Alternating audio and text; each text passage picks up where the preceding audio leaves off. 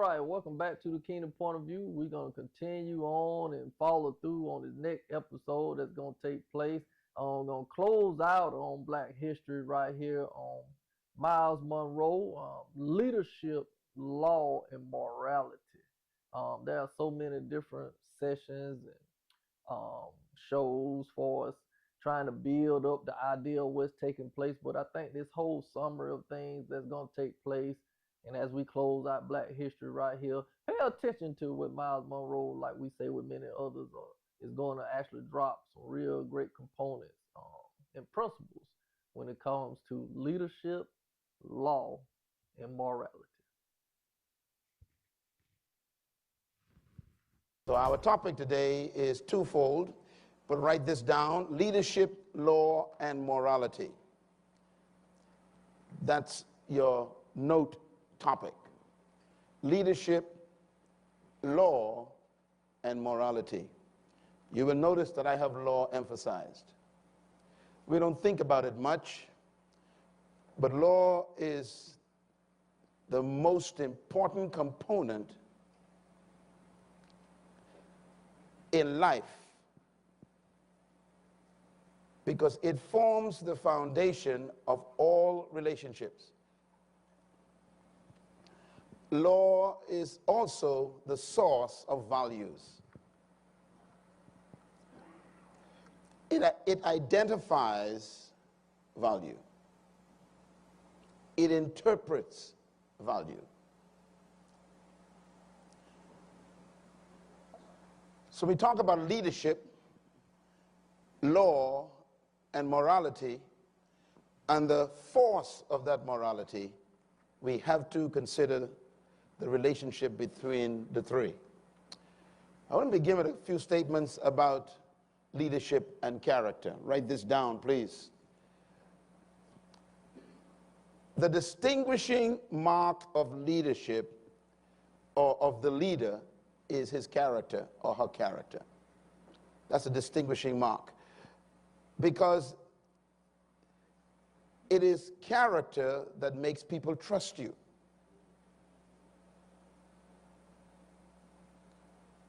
You cannot buy trust. You cannot demand trust.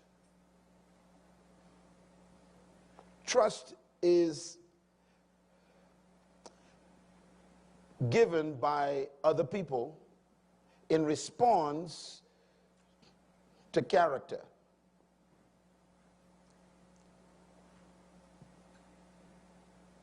So trustworthiness is the currency of leadership.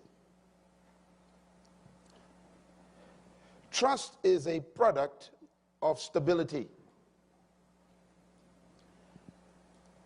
If I was to give you a definition of trust, it would be this.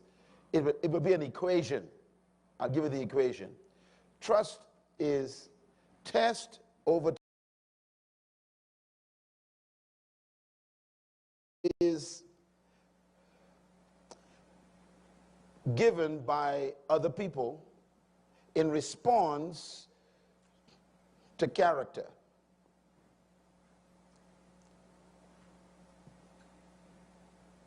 So trustworthiness is the currency of leadership.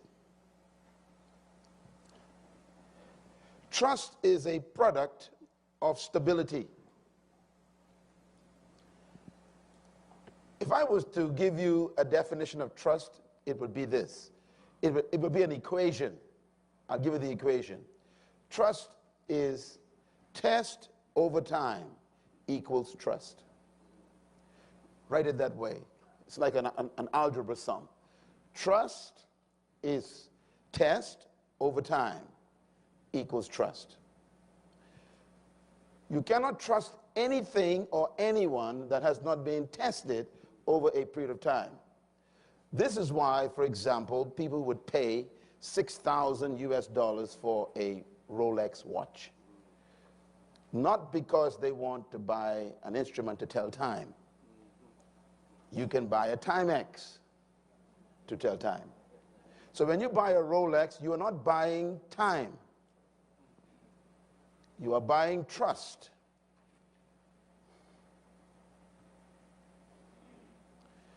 Because they tested Rolex before they released it to the market. When I was given a Rolex as a gift some years ago, there was a book in the little box that was about 1 inch thick. And I said to myself, why would someone write a 1 inch thick book on a watch? And then when I opened it, I saw a photograph of an elephant standing on a Rolex. Then I saw another photograph with a Rolex in fire.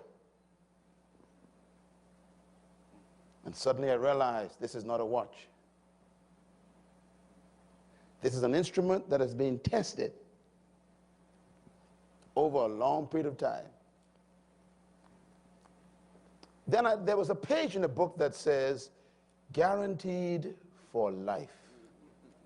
That means you will never again have to buy a watch. You can trust this watch until you die.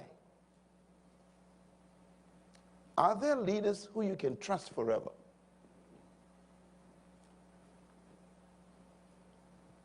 Do they have longevity?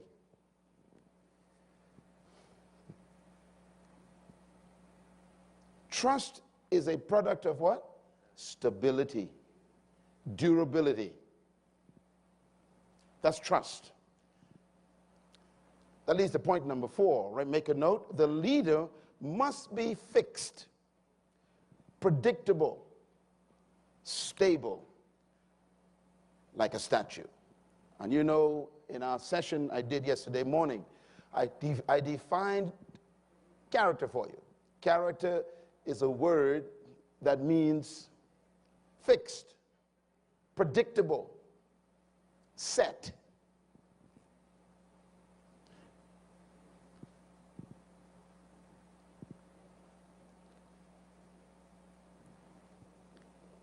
Now, let's talk about how law relates to this.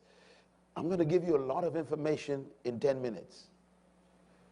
So you must listen carefully, because most of us never thought about the power of law in forming our values and our character. Law is the foundation of creation. It took me 40 years to make that one statement. All of my assessment of life and my studies of life so far, on my brief sojourn on this planet, I have come to the conclusion that everything runs on law. Law is inherent in creation. Law is the glue that holds the universe together. As a matter of fact, everything exists by law. And everything exists on law. We have 500 million galaxies that have been identified by the astronomers. They have not yet found the end of the universe. And this massive divine created structure we call the universe, the physical one, is so orderly that you can literally calculate the movement of a rocket from Earth to Mars, because you can predict that every single component in the universe is working on a timing. If there was no order in space, you could not send a rocket to the moon. There are laws built into creation. Everything exists for law. Please write that down. Everything that was created was designed to function by law. Everything. And that's why laws protect products. When you buy a product, normally when you open the box, you don't see the product. They hide it under a book. And that book is called the manual. It's simply a book of laws. And that book is a book we don't normally read completely. That's why we have a cell phone that has 3,000 functions, but you only know 4. Because you have not read the inherent built-in laws in that product. So you are not benefiting from your investment because you violated laws. Law is the key to life. Now, people think that when you are free, you're free from law. This is the struggle in the world today. Everybody want to be free. Free from what? We really want to be free from law. Let's talk about that for a minute. The greatest ideal of nations in the world is freedom. I am not sure that that is the best ideal. If you study all of the so-called free nations or Western democracies, freedom has become their #1 ideal. We want to be free. Well, here's a problem. Freedom without law is anarchy. No one is ever free. It's impossible to be free. It's like a fish saying, I am tired of water. I'm out of here. This water is restricting me. I hate the fact that I cannot leave this pond. So on Monday, I'm going to jump out of this water. I'm going to set myself free. The problem with the fish is water is a law.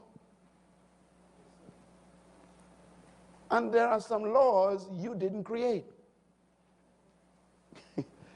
The fish did not decide to live in water. Somebody else decided that. That's called divine law. Whenever you attempt to violate a law that was inherent in creation, you die.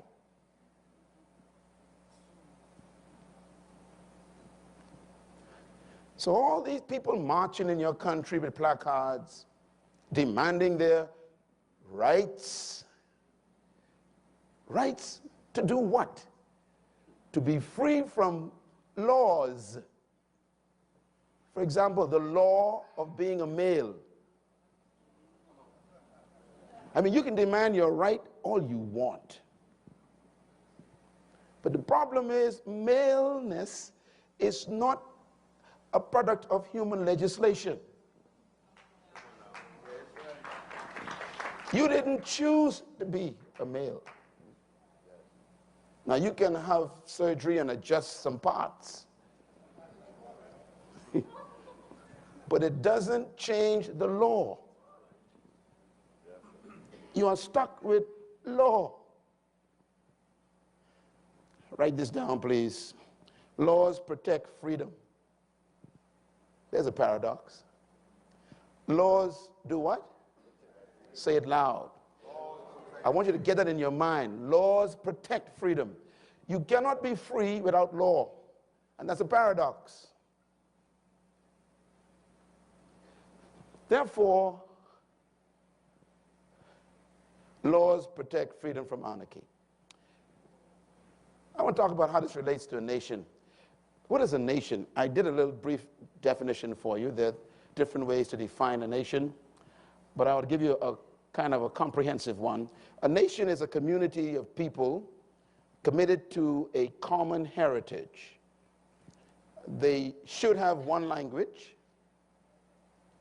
They relate to a certain land mass. They are submitted to a common jurisdiction. In Jewish jurisprudence, we call it. They commit to the same ideals, values, and governance. And they are usually submitted to one deity. Do you know why that's important? Because there has to be a source for your law.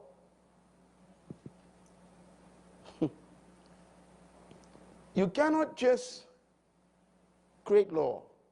Law needs authority. When God was creating the nation of Israel, for example, the first thing he gave them was law. But if you study the laws he gave them, the first law was about him. Why? Because all true law must have a source that is greater than you. If you create the laws that you live by, you can adjust them whenever you want. And that's what we're doing right now. We call it constitutional reform.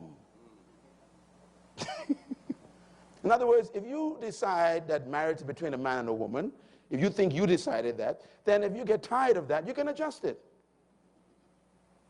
But if the source of that law is greater than you, you cannot just decide to adjust it. It's the power of law. How does this relate then to order in a country? Make a note. The absence of law is disorder. Sounds simple. And the key to life is order. And the source of order is law. And the ultimate law of life is law, because there is nothing more important in life than law. I'm going to prove that today. As a matter of fact, there are some religious people who emphasize grace more than law. I caution you.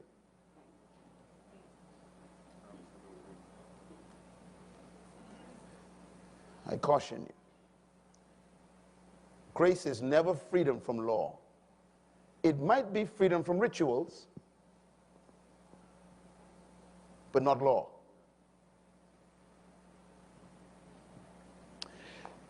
Law protects you. It sustains everything. It preserves, it guards, it promotes life. These are important to write down. If a fish stays in water, it lives. And as long as it keeps submitting to water, it guarantees its life. Laws promote life. Therefore, without law, there's no definition in life. We define life through law. The reason why a seed does not need prayer when you put it in the ground is because when you know law, you don't need to pray. Oh boy, I'm in trouble now. Those religious people looking at me, them religious people. Look, God designed the seed to operate by certain laws. The law is put it in soil, give it moisture, and let there be some sunlight with some ultraviolet rays that will ignite the chlorophyll. So you don't need to pray. Just submit the seed to the laws.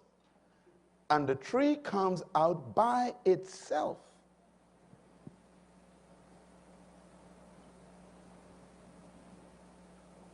Law guarantees success.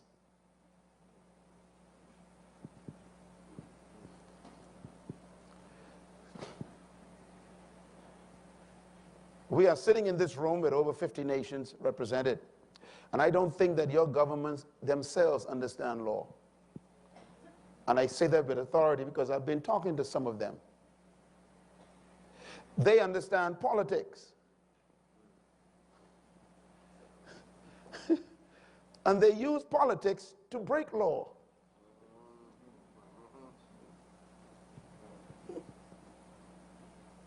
You are here to stop that from happening in your country. You have to go back and become the government. You never thought of running for city council. Go back and consider it. Because leaders in government tamper with legislation. Legislation is the creation of law.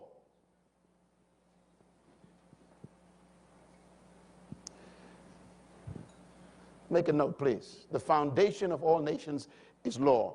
Nations are built on law, and they are sustained by law. The quality of a life in a nation is determined by law, the quality of life in it.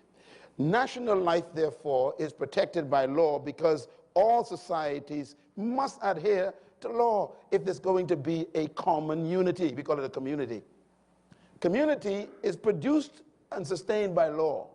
What makes a community is not a government. it's law.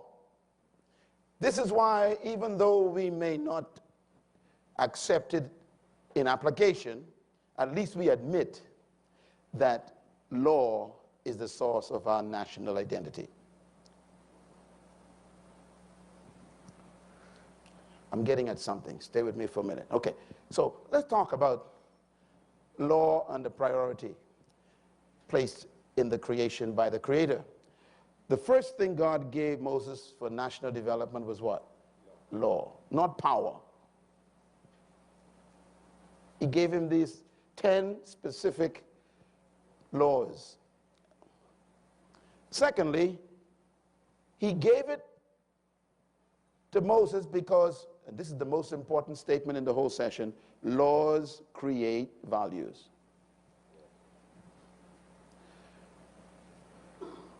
Laws create values. When someone creates a law, what they've done is they've told you what's important. When you open your box, you just bought a new iron to iron your clothing. And you'll see laws in this little book that say, do not operate near water. Now, that's a law the manufacturer gave you from the beginning. So what they're saying is, this is valuable. Do not operate near water. There's a value here. So laws produce value. We have a concept we call traditional values. You ever heard that term before? Traditional values are important. Now, this is important to write down. Traditional values are laws we trade to generations. Let me explain what I mean. Write the word trade down. Trade is the foundation for tradition. A tradition is a component, a law that you keep trading to the next generation. These are not laws that you can decide to tamper with. They are permanent. You keep trading. This is what you teach your children's children. Traditional laws.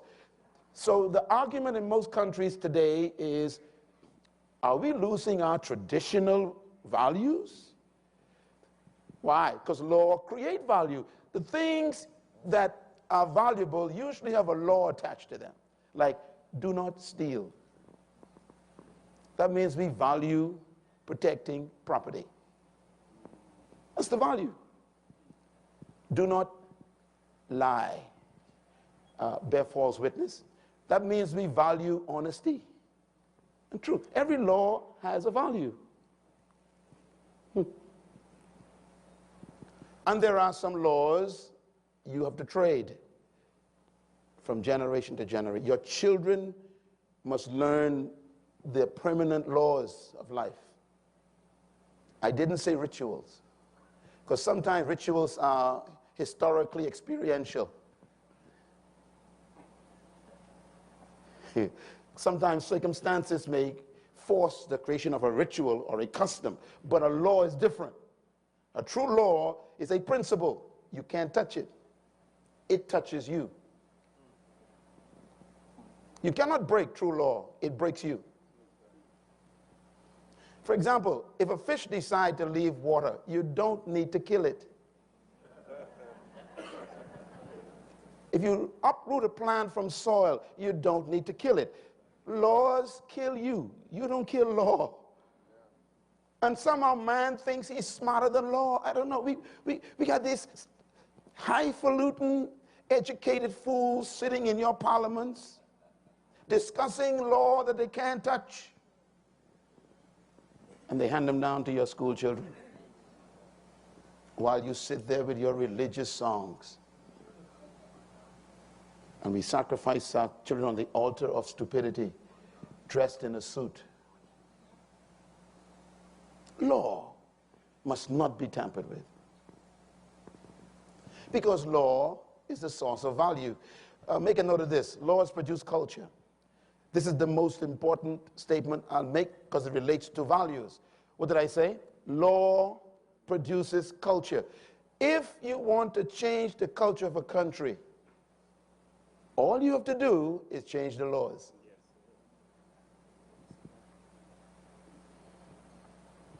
This is why the elements in your society who want to change the culture of your community, they're not even worrying about your worship services, your synagogue worship, your church meetings. They ignore you. They go in after the politicians who deal with legislation.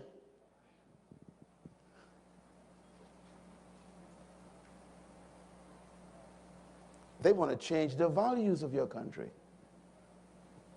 So they go after law. And one by one, for example, in the United States, we got state collapsing, state by state collapsing to certain legislative transformations. You know, and they got the blue states or the white states or the red states. And you sometimes I see the map and I go, oh boy, the colors are becoming one slowly. It is the encroachment of cultural transformation. They are changing the values while you sit there.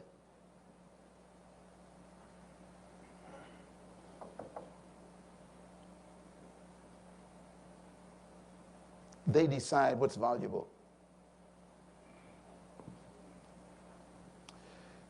You must not leave this summit and leave it the way you met it when you go back home.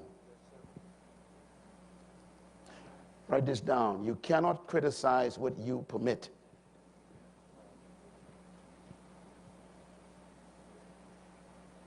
You cannot oppose what you allow. Your loudest disgrace is your silence.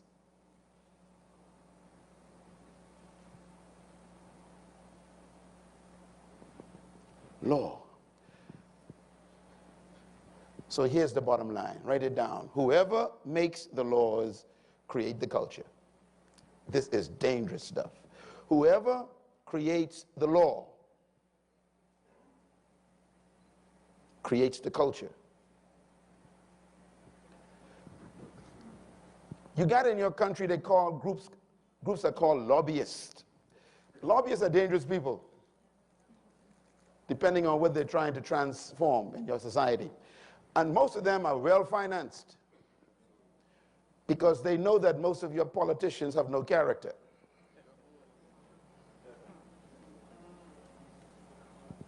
So their treasure chest is full. And when they enter the halls of judgment, when they enter the bowels of legislation, they come loaded with money because they know that politics can be bought. And all they're after is changing law. Why? Because we must change the culture. The issues that you are concerned about will soon become culture. The word culture means to grow. Write that down. It means, it's a simple word. It means to grow. What that means is when you have a baby, when it comes out of the womb, it lands in a culture. And the culture grows up the child. So if you got a culture of Sodom and Gomorrah,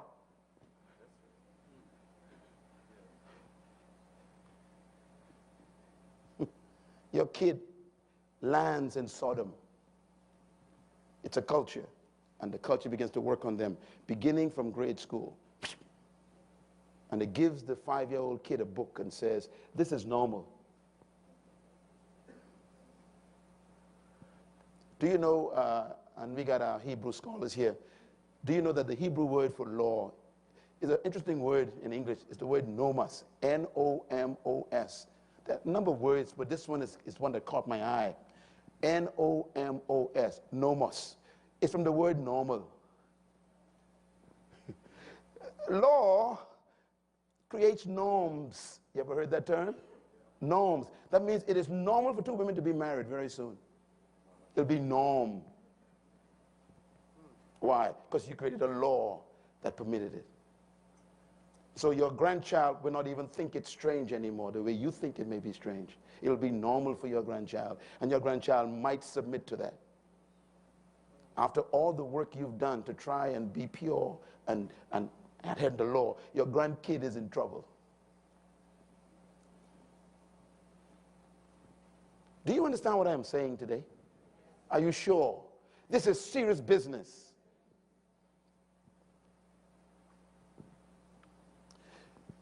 And so I put it to you. There's some things you shouldn't change in life. Write them down. You shouldn't change principles. You shouldn't change natural law. You should never touch divine precepts. You shouldn't change truth or roots or foundations. A tree can never outgrow its roots. Have you noticed? Sometimes we think we are modern now. We don't want any more archaic laws. It's like telling the root, I'm tired of you. No matter how tall a tree grows, it is stuck with its root. It is the root that actually gives it life. The fish can never outgrow water. You are never too big to detach yourself from the source of your law.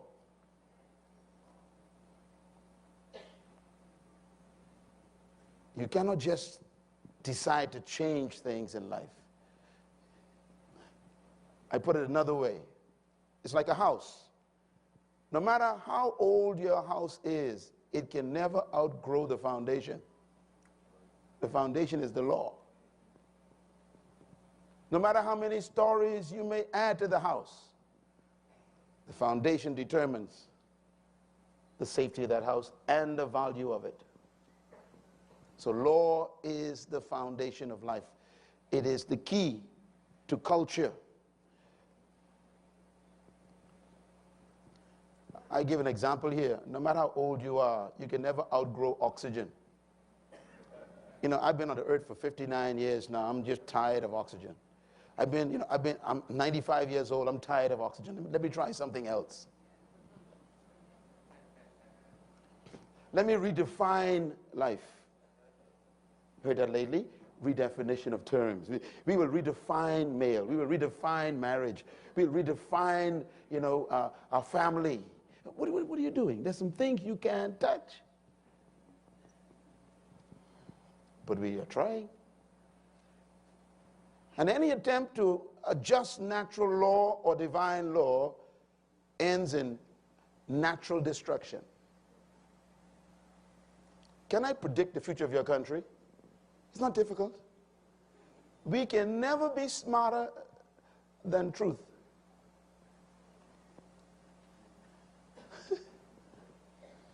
Do you know what a prophet is? You know, a prophet? A prophet is someone who knows the laws. That's all. And they just kind of assess environment and they go, let me predict what's going to happen to you.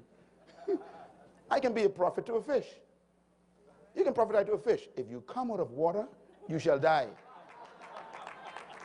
Why? Because I know the law of the fish. So you don't need to necessarily argue with those powers in your country that are trying to reform law. Just make sure you speak loudly about the future. That's what a prophet is. Someone who speaks loudly about the consequences of broken law. That's all a prophet is.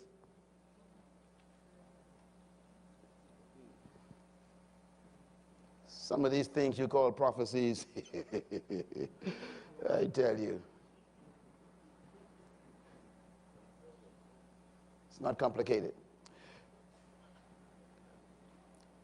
Ancient laws are always to be used as reference. There are some statements written by some great men. Solomon says, do not move an ancient boundary stone set up by your ancestors. Now, Solomon is an interesting guy. You know, his father was David. And David really loved the laws of God. He taught his son the value of these laws. And Solomon concluded, my daddy was right. So he's telling all his sons after him, don't touch the ancient boundaries. What are we doing right now? We are tampering with ancient boundaries. I mean, we knew what a family used to be, right? Now we're tampering with it. We got two men adopting children, calling it a family. This is ancient meddling. Here's another one I thought was interesting.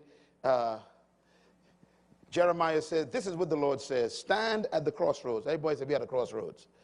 Now, Jeremiah is talking to 2014 right now. He's saying, look, your country's at a crossroads.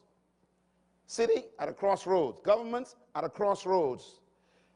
And he gives advice. He says, look, ask for the ancient paths. When you are confused, go back to the root. If you don't know what to do, run back to law.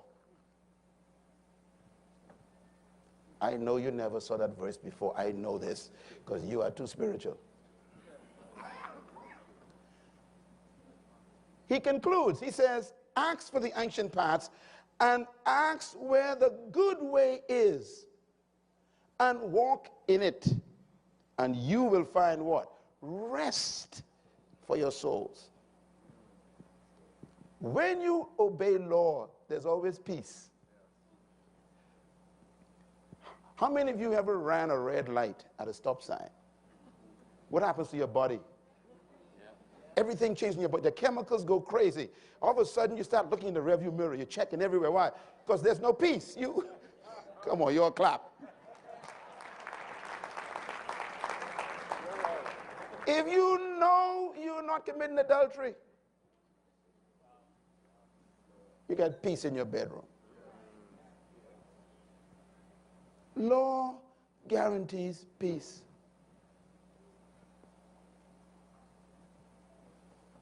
Why there's no peace in your community? Because young people are violating law. What is crime? Violation of law. Everything is law related. And if we don't understand the power of law, how it relates to character development and values, we'll never be successful. Another statement by Solomon. Solomon says, do not move the ancient boundary stones set up by your forefathers. The first century leader Paul says, see it to it that no one takes you captive through hollow and deceptive philosophy.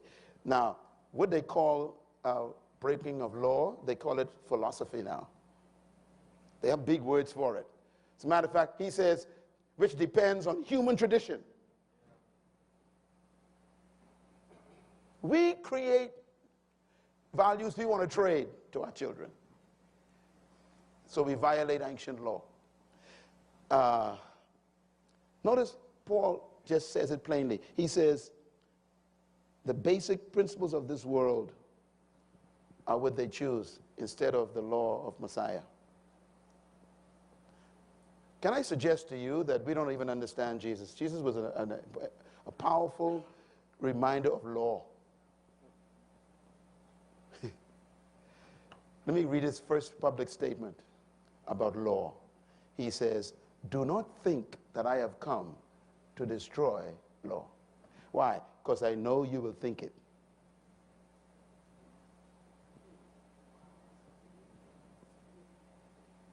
Matter of fact, let me just take you there. Let me define law for you. Write this down quick.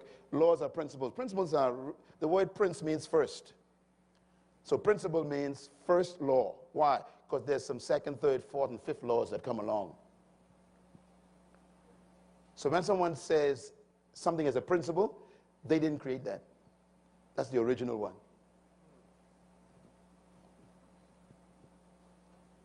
Laws are original rules. They are foundations. They are inherent. They are natural. Laws are creative injections to preserve life. As a leader, you must make a decision from this day forward that you will never tamper with divine laws or natural laws, and that you will defend them, protect them, and die for them. I remember reading Martin Luther King's statement. It shook my heart. He said, there comes a time when you must break human law when it conflicts with God's law.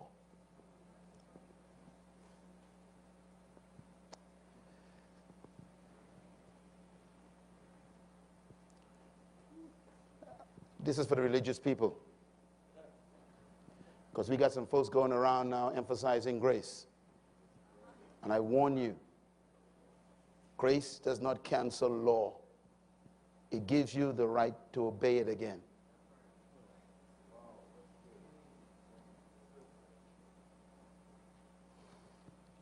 When you are set free from prison, the judge always says, don't you ever come back to my courtroom. What he's saying is, go out of here and obey law. So freedom is to obey law. Can't understand this. Here's a statement. For the law was given through Moses. True. Grace and truth came through Jesus Christ. True. But be careful when you use these terms.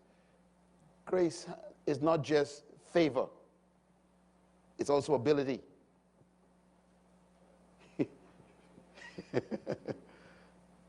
Grace gives you ability to do what? To keep the truth. What is truth? The original information.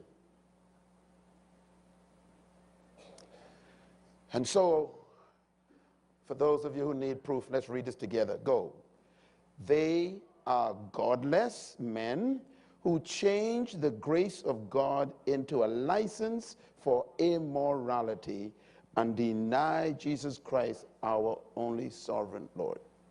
They use grace to do what? As license for immorality. This conference is about the moral force of leadership. And the only way to guarantee morality is law. Some of the politicians have lied to you and said things like, you cannot legislate morality. Don't you ever believe that. That is not true. Every law is moral. Every law has moral implications. You cannot make a law that doesn't contain morality.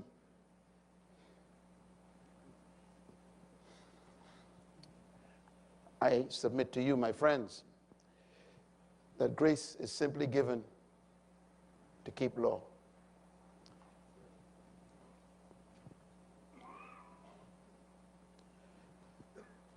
There are people walking around saying that the Apostle Paul preached against law. Shows me your theology. Let's read what he says. He says, you, my brothers, read out loud with me, please. You, my brothers, you were called to be free. Yay! Yippee! Freedom! Woo! Don't you love freedom? But read the rest of the sentence.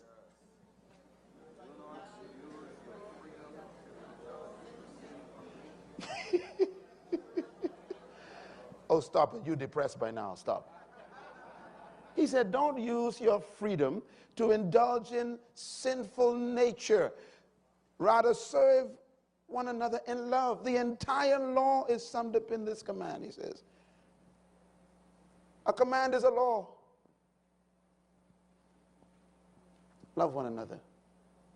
If you love your brother, you will not steal his material.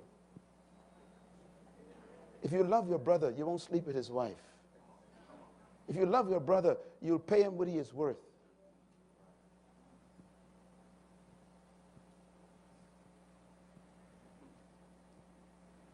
These are all moral activities.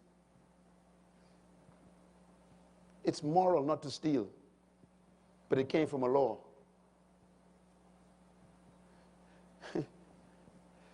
Some people think that love replaces law. I'm going to disappoint you now. Take a deep breath. All right?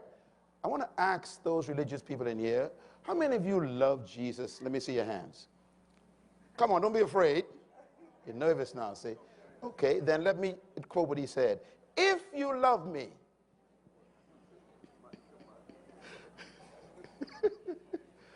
you won't sing, you won't pray, you won't meet together and have worship. He said, if you love me, you'll keep my laws. Law is proof of love, not the cancellation of it. Law is an expression of love. You tell your children, do not play in the street. That's a law in this house. Is that love? Absolutely. The kid thinks it's restriction.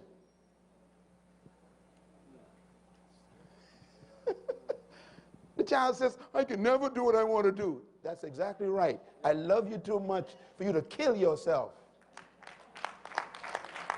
All law, true law is an expression of love.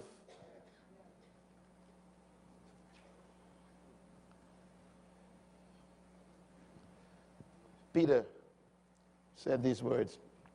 He said, live as free men, but do not use your freedom as a cover-up for evil. Look, I know that grace is available on Sunday morning, so I'm going to sin on Saturday night. That's what he's saying. He's saying you are using grace as a license for Saturday night activities. I'm going to synagogue on Saturday morning, so Friday night, I'm going to have myself a good time. We use it to cover up evil. You are never free from law. You are free to keep it. Oh boy, I won't get through this. Anyhow, come back next year, I'll finish this. I don't know. Write this down, please, out loud. Read, David. The law of the Lord is what? Perfect. Reviving what? The soul. What's the soul? The mind. He says the law of God gives you sense. It makes you wise. It stimulates your conscience. Reviving the soul means to give you conscience again.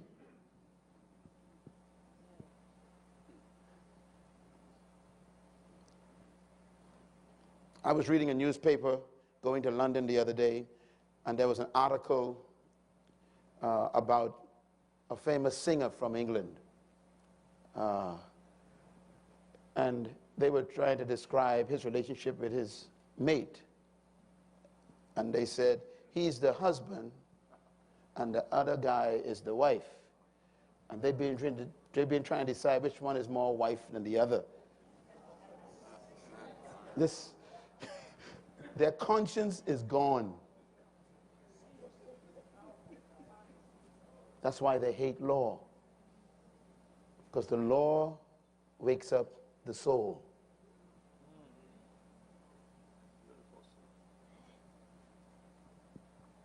You all know that singer. He's a very famous singer. The statutes of the Lord is trustworthy, making wise stupid people.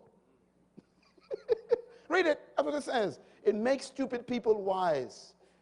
There are stupid people in your parliaments, in your senates, who sit and debate things that even dogs don't understand. I've never seen two male dogs confused. And we got men with PhDs debating the issue. I'm amazed. And what incredibly, they try to justify it. They try to legislate to change your rectum to an entrance. And your rectum just wouldn't cooperate. It is still an exit. And these are intelligent people sitting at a table being paid by your taxes. It makes wise the simple. The next time you see a politician who is supporting these things, just shake his hand and say, you are very simple.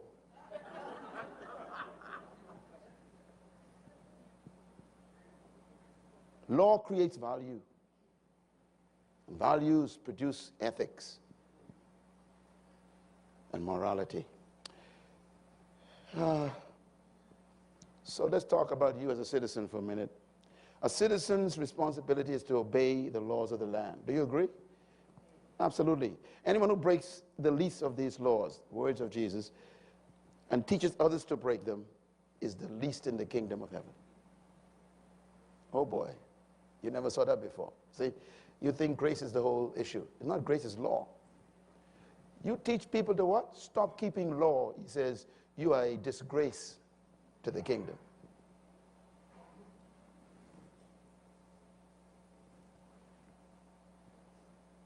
You still should not steal. As a leader, when you sit in the secret office negotiating a contract for your government. My question is, which laws are you obeying? What protects the country from corruption? You know your cousin doesn't own a road building company.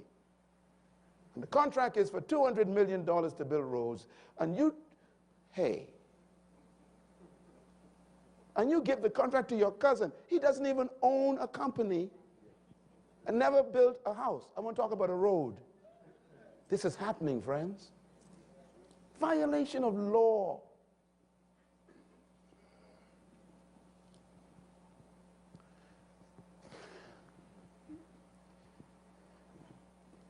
He says, I expect you to keep law. I expect you to teach law.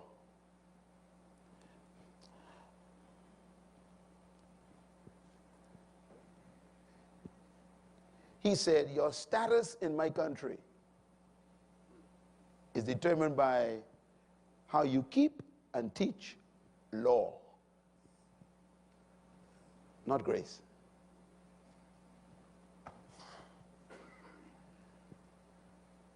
We got so much lawlessness in religion that even the priests go into jail.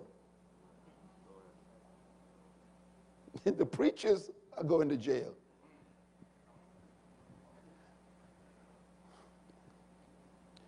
This new show that came out with these preachers in Los Angeles. Oh, yeah, I'm going to touch it for a second. I just sat and I went, oh my God, this is lawless. See, I don't live in that country, so I got to depend on guys like Joe to handle that. If that was here, I'm telling you, I'd be in their face every day. I will disgrace them.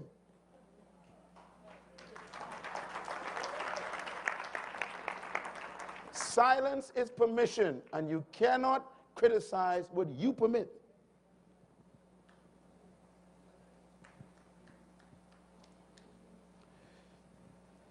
Speak out against evil. Engage what is wrong. Challenge what is corrupt. Be known for challenging it.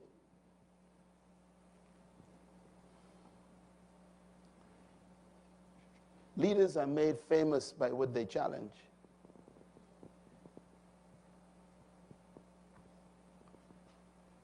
You never remember compromises.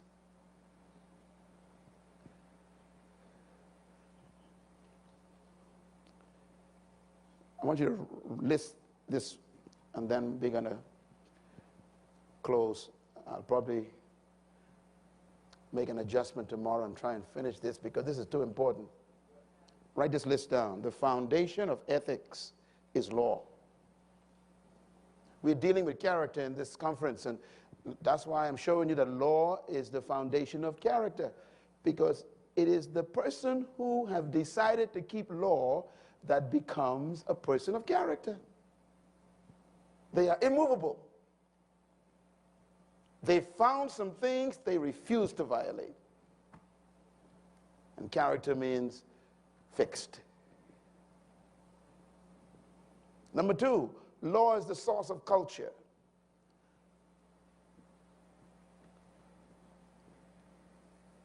Number three, law is the source of morality. Number four, all law produces moral implications. Number five, written law and spoken law feeds the conscience.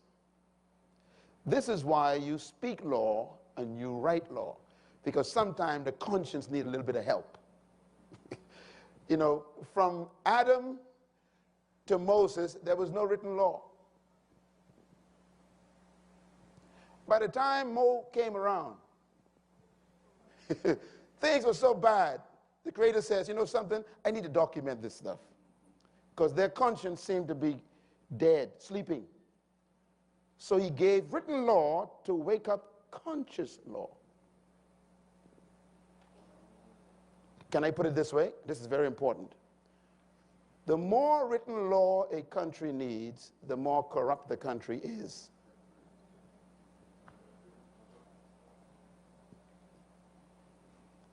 If your company needs a policy book that's 2 inches thick, your company is corrupt. The more written laws you require is an indicator that your organization or your country is dying.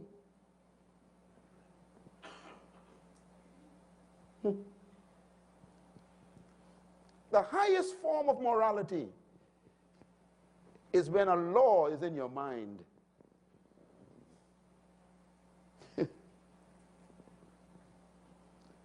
I'm saying some important things.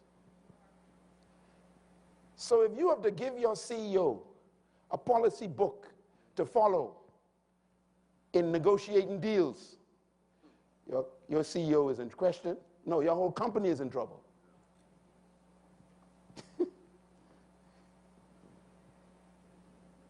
Written law wakes up the conscience. Why? Somehow it has been put to rest by your constant violation of laws. Conscience never die, I promise you, but you can actually paralyze it. In this book, I beg all of you to get a copy. Just released last night. You saw it last night. In this book, I have an entire chapter just on conscience.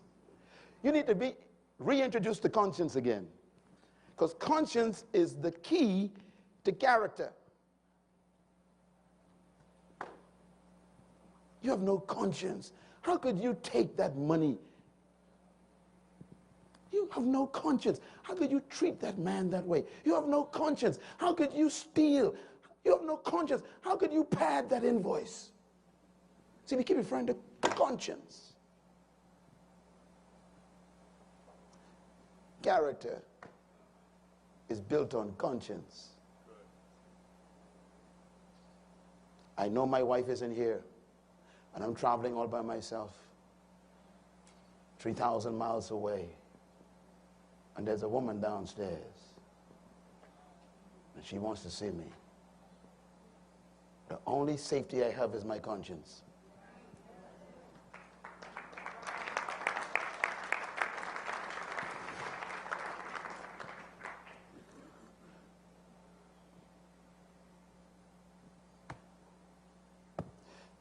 Conscience is in this. Please read this book, please. I'm telling you, 12 years of research. I figured out something. The only person you sleep with every night is your conscience.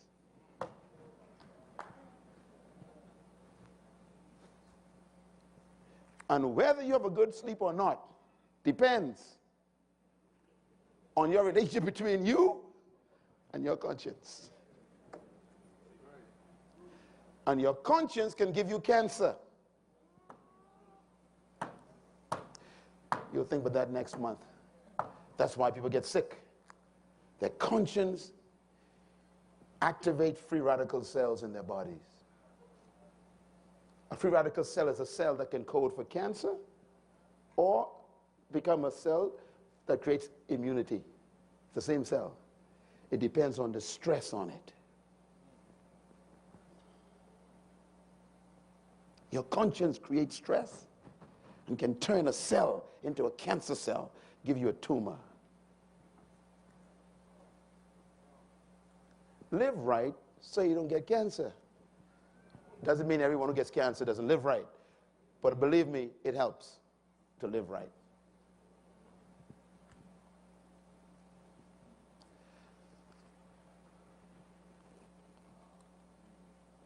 Number 6, conscience is unspoken law. Number 7, law is the source of values. And number 8, law establishes values. So this is where character gets its root. Law. This is slide number 11. I have 110. Thank you very much. All right, that was a great show right there on Myles Munroe. Leadership, law, and morality. You know, everything deals with principles along the way when it comes to the Word of God, and that's what I love about a lot of the teachings that have taken place and still continuing on right here on the Kingdom Point of View. Definitely this February here, dealing with Black history. That was a lot of components. So hopefully you picked up a lot of the pieces that were put down, as they say in the street, and closing out here on Black History. But you're welcome to come in to the show, or even on a call, or even email in as we begin to comment and respond to this closeout on Black History. But Myles Munroe, leadership, law, and morality, is deal with the whole point of your morals, your principles, and everything that's going to be the guiding force between you staying anchored on what thus says the Lord. So once again, stay tuned on the Kingdom Point of View, and we'll see you next time.